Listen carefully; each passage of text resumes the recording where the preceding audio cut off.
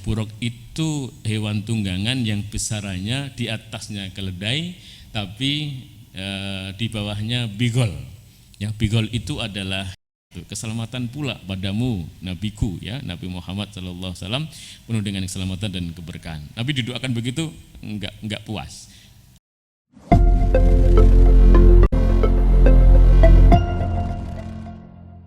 Bismillahirrahmanirrahim. Assalamualaikum warahmatullahi wabarakatuh. Selamat sore dan selamat datang di Orasi Podcast, obrolan Islami Podcast, di mana kita akan berbincang mengenai obrolan-obrolan Islami bersama para ahlinya, dan saat ini ditemani oleh saya, Maulidia Putri Aji, sebagai host. Oke, kali ini kita bakal ngobrol nih tentang salah satu peristiwa besar yang ada di agama Islam, yaitu peristiwa Isra Mi'raj. Kenapa sih kita harus membicarakan tentang peristiwa ini? Berarti peristiwa itu sangat berpengaruh besar atau sangat memiliki nilai yang besar di kehidupan kita sehari-hari, khususnya untuk kita semua orang Islam. Nah, seperti itu. Apa sih pentingnya atau ada apa sih di balik peristiwa Isra Mi'raj ini, dan apa mungkin pastinya akan ada korelasi dengan kehidupan kita saat ini. Tapi saat ini kita nggak sendiri nih ngobrolnya. Aku di sini ditemani oleh salah satu guru kita, dosen di Universitas Muhammadiyah Yogyakarta, yaitu bersama Prof. Sukamta. Selamat sore, Prof. Selamat sore, waalaikumsalam warahmatullahi wabarakatuh. Oke. Gimana kabarnya, Prof? Sehat? Alhamdulillah, sehat walafiat. Alhamdulillah, oke. Seperti yang sudah tadi saya singgung ya, Prof, kalau misalkan hari ini kita akan membicarakan tentang peristiwa Isra Mi'raj. Nah, dari sisi Prof sendiri nih, apa sih makna penting di balik peristiwa Isra Mi'raj saat ini, seperti itu? Ya, baik. Peristiwa Isra Mi'raj itu bagian dari peristiwa yang sangat penting di dalam sejarah dan Islam ini, karena peristiwa itu menjadi ujian besar bagi kaum muslimin, baik pada saat Nabi masih hidup atau sekarang. Seberapa tinggi keimanannya kepada nabinya, yaitu Muhammad sallallahu alaihi wasallam, dan semua risalah yang dibawanya, dan juga tentunya adalah wahyu yang dibawa oleh beliau yang berasal dari Allah Subhanahu wa taala. Memang kalau pendekatannya tidak didasari atas keimanan, maka pemahamannya bisa jadi justru menjauhkan dari kedekatannya dengan Tuhan atau keyakinannya kepada Islam ini. Padahal Allah sudah sangat jelas sekali menjelaskannya di dalam kitab suci Al-Qur'an, ya. Misalnya peristiwa Isra itu ada di Quran surat Al-Isra ayat yang pertama yang berbunyi Subhanalladzi asra bi abdihi lailam minal masjidil haram ilal masjidil aqsal ladzi barakna haulahu linuriyahu min ayatina innahu huwas samiul basir. Maha suci Allah yang telah memperjalankan hambanya, yang dimaksudkan adalah Nabi Muhammad SAW itu dari Masjidil Haram yang berada di Mekah hingga ke Palestina yang ada di sana Masjid Al-Aqsa, yang di sekelilingnya diberkahi oleh Allah Subhanahu wa taala, dan sekaligus sebagai tanda sebagian dari kekuasaan atau ayat-ayat Allah Subhanahu wa taala. Nah, kalau orang mendekatinya dari sisi sudut pandang keimanan, justru akan semakin meningkatkan keimanannya. Misalnya kaum intelektual, ya, di kampus, perjalanan dari Mekah ke Palestina itu jaraknya berapa? Jaraknya 1.200 km. Kendaraan Nabi dari Masjidil Haram ke Masjidil Aqsa itu apa? Disebutkan kendaraannya adalah buruk. Apa itu buruk? Nah, seperti dalam hadis sahih, ya, di riwayat Imam Al-Bukhari di urutan hadis yang ke 3207. Itu Nabi pernah menceritakan, ya, bahwa kendaraan beliau melakukan Isra, ya, diperjalankan oleh Allah bersama Jibril, itu adalah dengan kendaraan buruk. Yang buruk itu hewan tunggangan yang besarannya di atasnya keledai, tapi di bawahnya bigol. Ya, bigol itu adalah hewan tunggangan perkawinan antara kuda betina dengan keledai jantan, sehingga ukurannya di antara keledai dan bigol. Ya, yang berbunyi hadisnya itu wa utitu bidabbatin abayadu tunal bagli wa fauqal himar, yakni al-buraq gitu. Ya, bahwa Nabi menceritakan ya kepada para sahabat dari Malik bin Sya'ah ya, bahwa Nabi diperjalankan dari Mekah ke Palestina itu dengan kendaraan buruk. Nah, apa itu buruk? Nah, di dalam Quran ada ungkapan yang bisa menjadi rujukan kita untuk mengetahui apa itu sebenarnya buruk itu. Dalam Quran ada ungkapan yakadul barku yakhtofu absaruhum. Ya, hampir-hampir kilat atau cahaya itu menyambar penglihatannya. Artinya al-barku ya, itu kilat. Nah, buruk itu dari kata al-barq ini. Sehingga buruk itu bisa dipahami adalah kendaraan tunggangan yang dibuat oleh Allah itu dari cahaya. Nah, kita tahu kecepatan cahaya itu berapa. Orang Amerika, orang Inggris sudah menstudinya. Berapa ketemunya kecepatan cahaya? Kecepatan cahaya adalah 3 kali 10 pangkat 8 meter per sekon. Kalau dibuat sederhana 300.000 kilometer per sekon. Artinya kendaraan buruk itu yang membawa Nabi itu berjalan dari Mekah ke Masjidil Aqsa, Palestina, itu dengan kendaraan buruk kecepatannya adalah 300.000 kilometer per sekon. Artinya dalam 1 sekon itu bisa 300.000 kilometer. Padahal jarak antara Masjidil Haram ke Masjidil Aqsa itu hanya kurang lebih 1.200. Jadi kalau dicari berapa waktu dibutuhkan oleh Nabi bersama dengan Jibril dengan kendaraan tadi itu, berarti jarak dibagi kecepatannya, yaitu 1.200 km dibagi dengan 300.000 km per sekon. Ketemunya adalah kurang lebih 1/300 sekon sudah sampai. Nah, maka sangat logis bagi orang-orang yang beriman itu mendekati secara ilmiah ini, sangat logis bahwa Nabi sangat mungkin untuk melakukan Isra. Ya, demikian juga nanti Mi'raj ya, dari Masjidil Aqsa ke Sidratul Muntaha sampai berdialog dengan Allah walaupun tertutup tabir ya, tidak mampu juga melihat wajah Allah itu dengan mudah ya. Penjelasan Mi'rajnya ada di Quran surat An-Najm ayat 13 sampai 18 ya. Nah, kalau kita baca lagi salah satu pendekatan ya yang ditulis oleh Dr. Mansur Al-Hasab El-Nabi. Dia menghitung bahwa 1.000 tahun cahaya itu sama dengan 300.000 km per jam atau setara dengan kecepatan cahaya.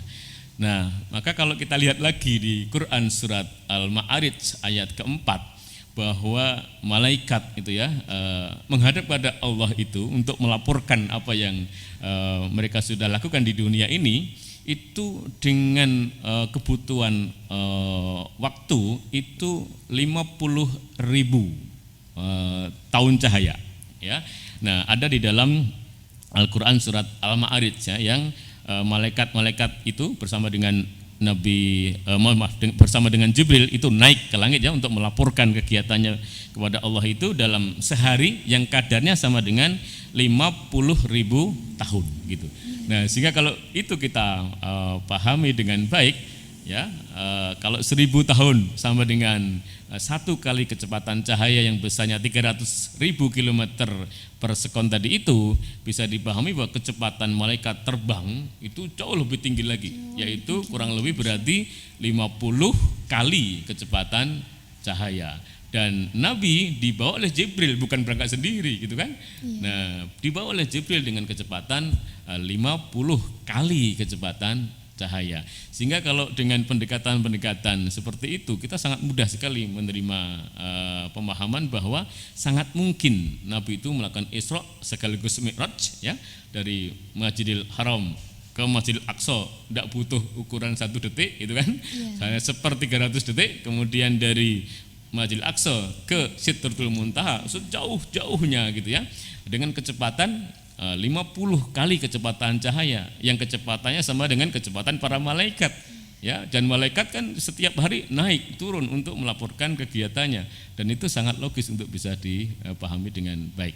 Nah, maka arti penting dari pemahaman Isra dan Mi'raj ini adalah sekaligus ujian keimanan bagi kaum muslimin. Apakah dia akan semakin beriman kepada Allah Subhanahu wa taala dengan peristiwa ini, atau akan ingkar dan kemudian jauh dari keyakinan kepada nabinya, kepada Allah Subhanahu wa ta'ala. Masya Allah sekali ya dari penjelasan Prof ini, karena kalau misalkan kita bayangkan ya di kehidupan saat ini, kayak nggak mungkin gitu kita berangkat dari Masjidil Haram ke Masjidil Aqsa seperti 300 detik itu ya, kayak karena kan sekarang sudah beda ya, maksudnya tidak masuk nalar kita kayak gitu. Karena sekarang kita kalau misalkan mau pergi dari Masjidil Haram ke Masjidil Aqsa kan pasti menggunakan pesawat ya, Prof ya.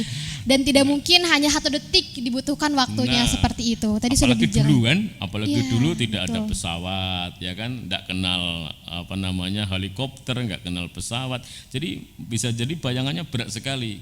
Gimana bisa Nabi itu bercerita bahwa saya semalam itu dari Mekah sini Masjidil Haram ke Masjidil Aqsa Palestina, orang bingung kan kendaraannya apa gitu kan. Kemudian dari Masjidil Aqsa naik ke langit ya sampai di Sidratul Muntaha berjumpa dengan Allah, walaupun dengan tabir tapi ada dialog di situ, dan rekaman dialognya itu terekam dalam salat kita ya. At-tahiyatu lillah wassalawatu wa thayyibat, itu salamnya Nabi kepada Allah ya, bahwa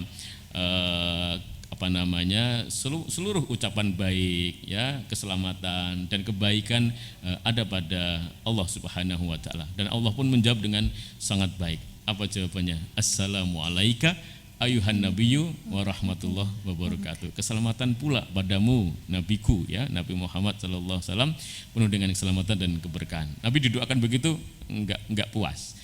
Apa jawaban beliau? Assalamu alaina wa ala ibadillahis sholihin. Ya Allah, jangan kau doakan aku saja, doakan juga orang-orang soleh yang bersamaku. Itu kan hebat sekali ya.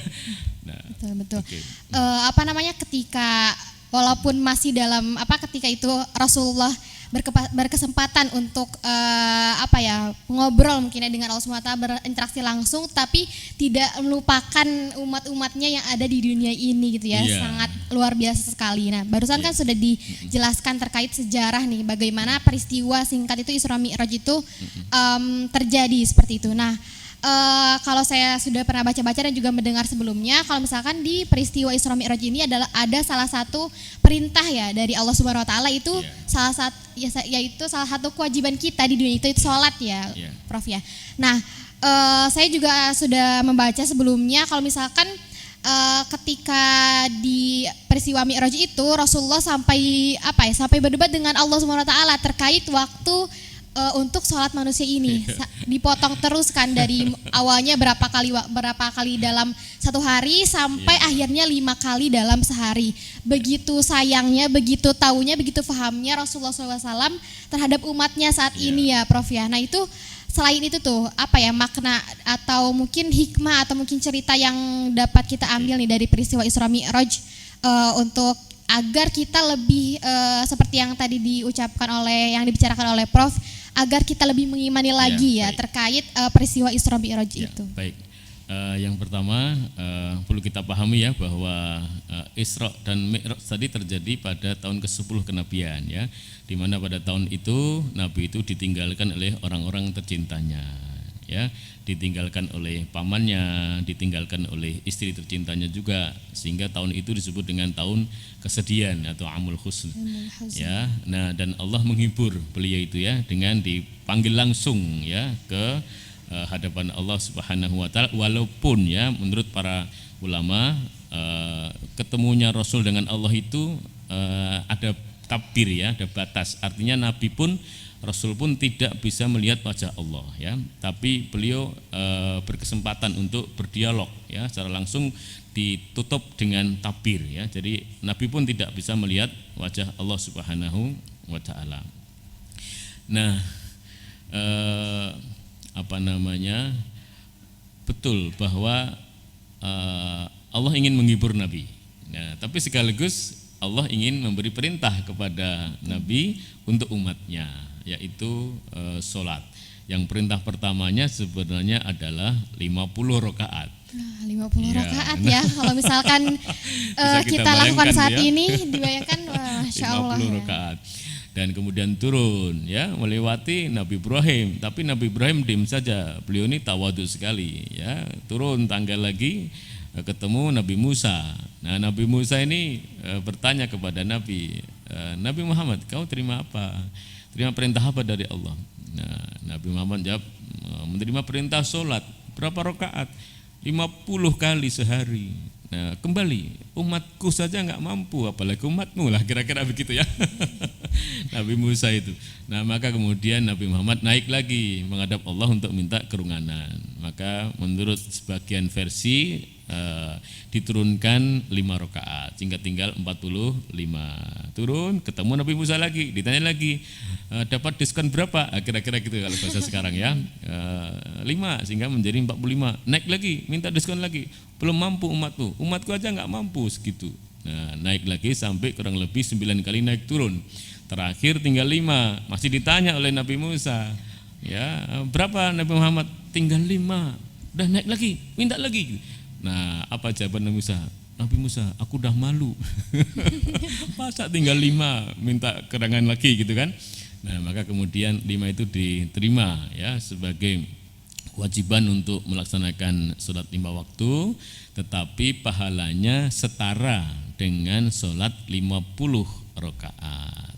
Nah, ini yang luar biasa bagi kaum muslimin ya, sehingga sudah diperingan oleh Allah Subhanahu wa taala, tidak punya kewajiban sholat seharinya 50 kali, tapi pahalanya seolah-olah dihitung 50 kali rakaat. Itu kan luar biasa. Belum lagi nanti kalau jamaah di masjid, itu setara dengan peningkatan pahala atau kebaikan 27 rakaat. Sebagian hadis 25 kebaikan ya, 25 kali kebaikan. Itu kan luar biasa. Ya, masih dikalikan 10 kan 5 dikali 50 berarti kan 10 kali kan. Kemudian kalau jamaah masih ditingkatkan setara dengan 25 atau 27 derajat. Berarti kan 10 kali 25 lah minimum 250 derajat. Wah, luar biasa.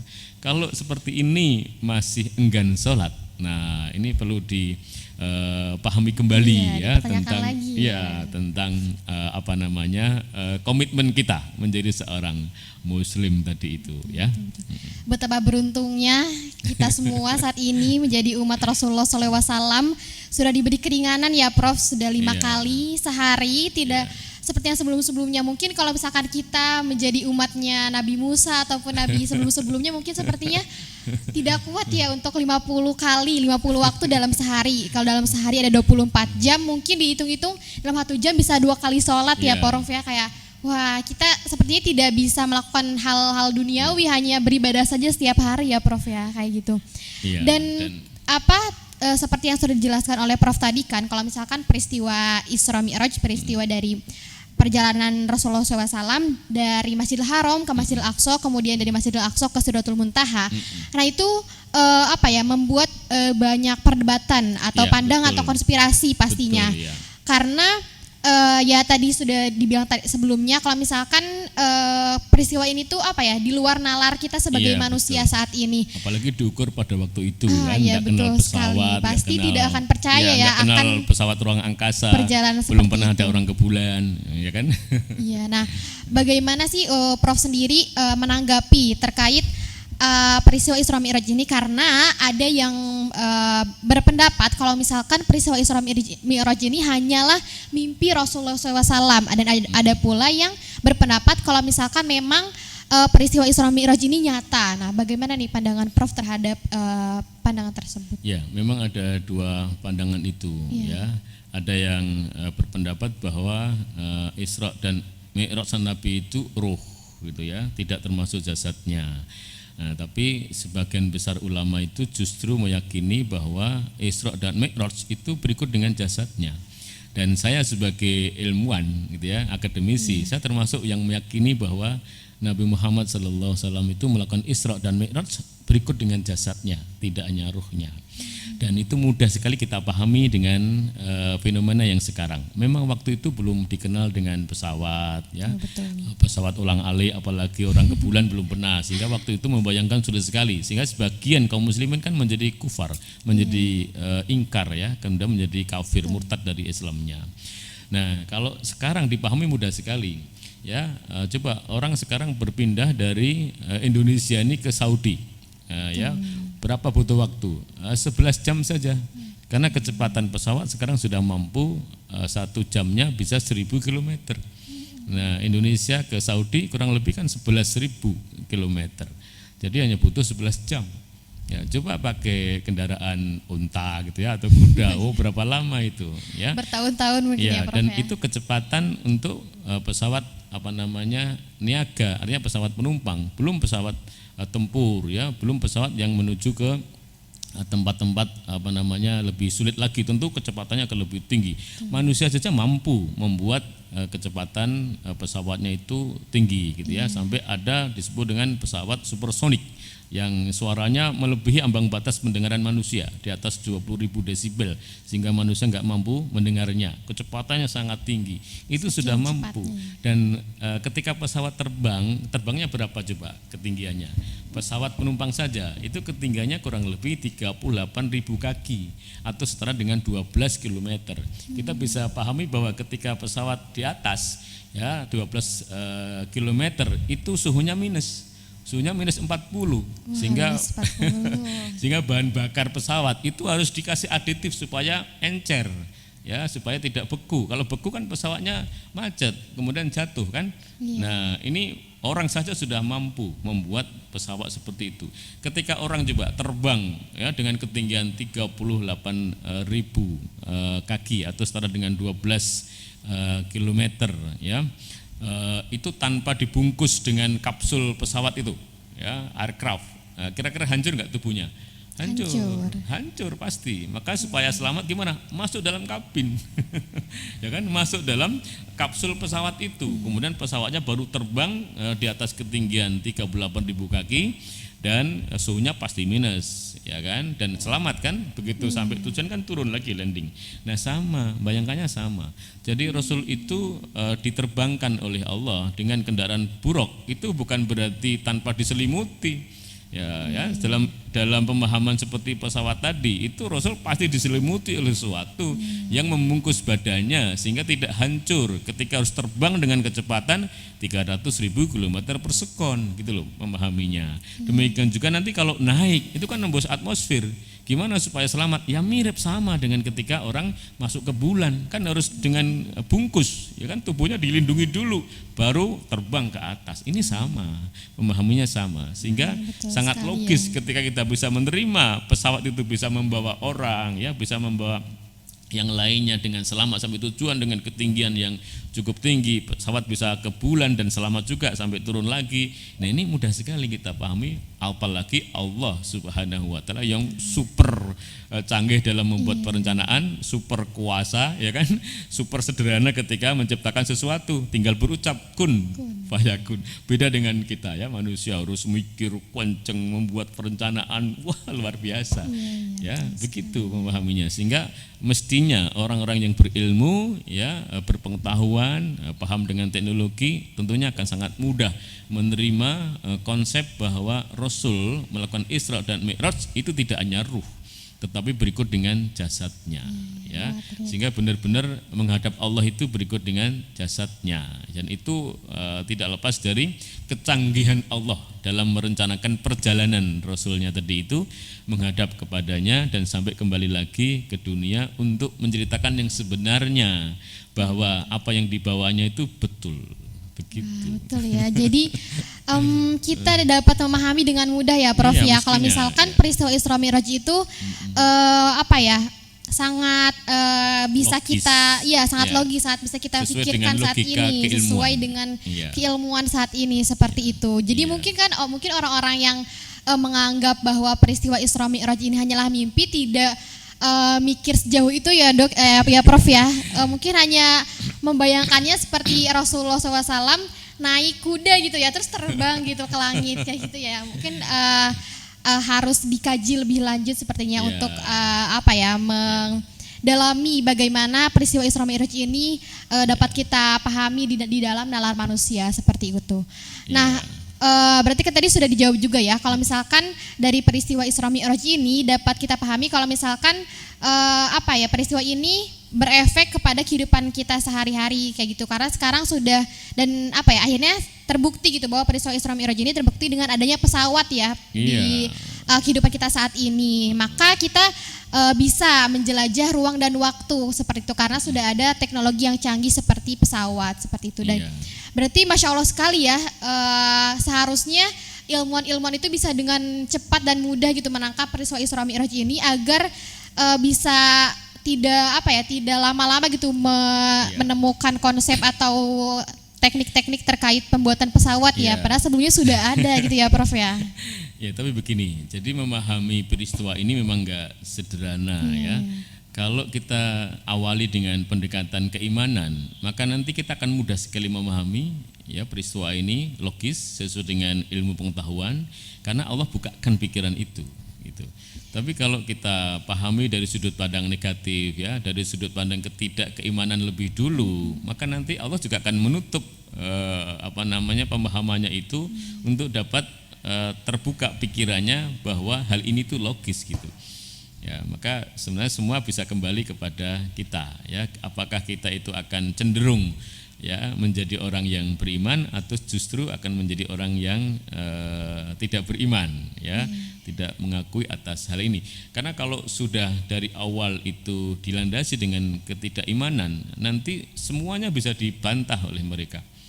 Ya, tentu akan ada alasan saja yang kemudian menjadikannya dia tidak begitu yakin dan percaya bahwa ini sesuai dengan ilmu pengetahuan dan teknologi. Ya. Gitu ya. Ya, kan selalu dua sudut pandang kan iya, gitu. Iya, betul, Nah, betul. maka kalau saya menyarankan bagi kaum muslimin ini sebelum ya memahami peristiwa Isra dan Mi'raj itu dari sudut sains, maka landasi dulu dengan keimanan. Ya, maka nanti Allah akan bukakan pikiran itu ya untuk sampai kepada logika yang sampai kepada logika bahwa hal itu sesuai gitu ya dengan pengetahuan. Begitu, karena dalil naklinya harus didahulukan. Ya, informasi di Quran itu didahulukan bahwa itu benar gitu kan.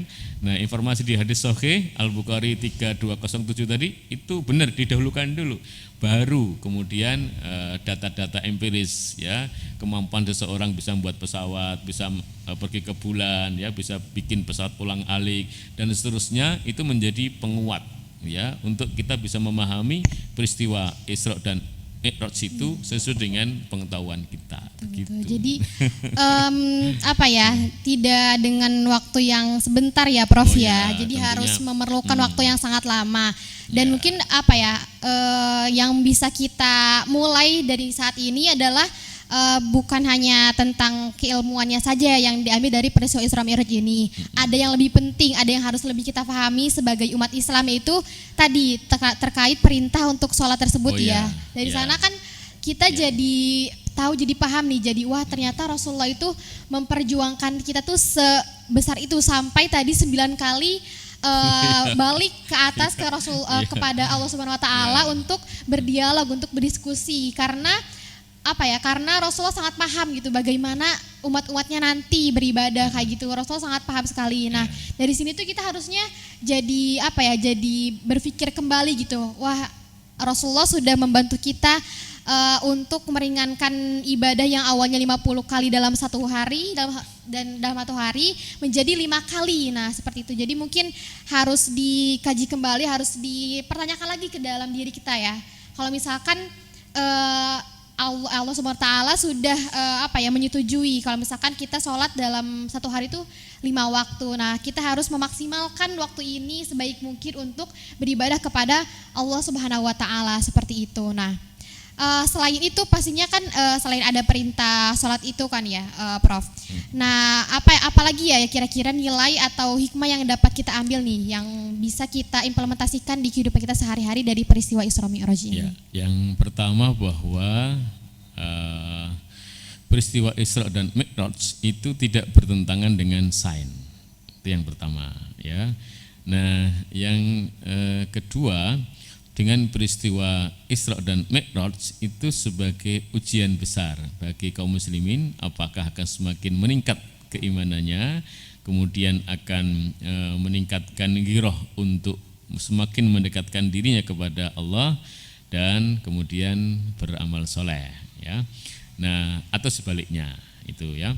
Nah, kemudian yang ketiga, justru dengan peristiwa ini mestinya kaum muslimin, khususnya kaum intelektual, itu tergelitik untuk melakukan riset, ya, bedah itu Al-Quran dan isinya, lihat dari sudut pandang sains, ya, karena Allah kan sudah sangat banyak ya memberikan percikan-percikan informasi tentang sains itu di dalam Quran. Ini kaitannya dengan bagaimana orang itu berpindah tempat, namanya kan perpindahan massa ini kan, sekaligus perpindahan energi, ya. Kemudian banyak lagi selain peristiwa Isra Mi'raj itu yang justru menggelitik untuk kita bisa riset di dalamnya tentang air, ya, tentang api, tentang besi, kandungan berbagai hal dalam bumi, ya, atau kandungan di dalam langit, ya. Allah bercerita tentang bintang, bercerita tentang bulan, ya, bercerita tentang alam semesta ini. Di Quran kan informasi cukup banyak, ya. Dan Pak Profesor Agus Purwanto itu sudah mulai mengidentifikasi, ya, banyak ayat dalam Al-Quran itu yang menginformasikan tentang sains ini, ya. Dan ini tentunya menjadi tantangan tersendiri dan sekaligus peluang tersendiri bagi kaum muslimin intelektual untuk bisa mengkaji ini supaya semakin mudah untuk menjelaskan kepada masyarakat awam umum. Dan justru dengan ini nanti akan mampu meningkatkan keimanan, ya, bagi teman-teman yang mungkin masih ada keraguan terhadap beberapa peristiwa yang pernah terjadi pada saat Nabi, dan itu bagian dari ujiannya kepada keimanan. Selain ini ada juga ujian keimanan bagi para sahabat waktu itu, yaitu peristiwa dibelahnya bulan. Itu kan juga peristiwa yang luar biasa, ya. Dan kemudian di tahun ke-10 ada ujian tentang Isra dan Mi'raj ini, dan tidak sedikit loh kaum muslimin waktu itu yang kemudian murtad, menganggap Nabi itu bohong karena sulit untuk terima logika pada waktu itu. Akal sehatnya kan akan sulit gitu kan untuk menerima, karena waktu itu pesawat nggak ada, orang belum pernah ke bulan, ya kan. Sulit sekali membayangkan bahwa orang bisa berpindah tempat itu dalam waktu yang sangat singkat. Gimana caranya? Karena dia punya pengalaman berdagang dari Mekah ke Syam, yaitu kan berbulan-bulan. Dari Mekah ke Yaman itu juga berminggu-minggu, berbulan-bulan begitu. Sehingga ketika Nabi bercerita bahwa aku semalam itu dari Mekah sini ke Palestina, kemudian dari Palestina ke Sidratul Muntaha menghadap Allah, dan turun lagi ke Palestina ke Masjidil Aqsa, baru kembali ke Masjidil Haram, itu kan akan sulit diterima. Nah, maka kaidahnya adalah dahulukan keyakinan, baru nanti Allah akan memberikan pemahaman kepada kita terhadap dalil akli kita. Dari dalil naklinya didahulukan, kemudian baru dalil aklinya yang mengikuti. Insya Allah nanti akan dibukakan, ya, oleh Allah Subhanahu Wa Taala agar kita tuh memahami dengan mudah atas peristiwa-peristiwa, baik itu kaitannya dengan kenabian ini atau peristiwa-peristiwa alam sains lainnya. Begitu.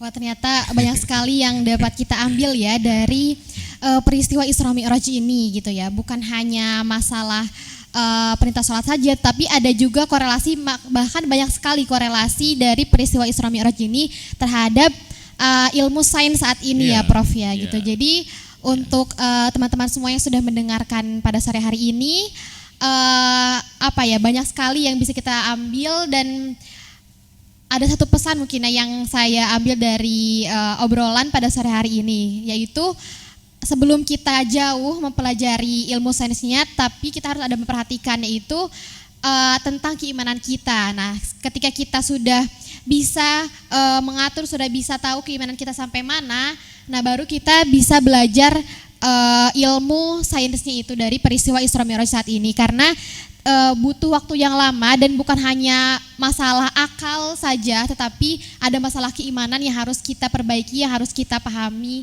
sebelum kita jauh mempelajari terkait peristiwa Isra Mi'raj ini dalam dunia sains, begitu ya Prof ya. Oke, terima kasih Prof untuk dialognya sore hari ini. Sungguh berat sekali, bermakna sekali, dan pastinya dapat kita banyak sekali pelajaran yang dapat kita ambil pada sore hari ini, seperti itu.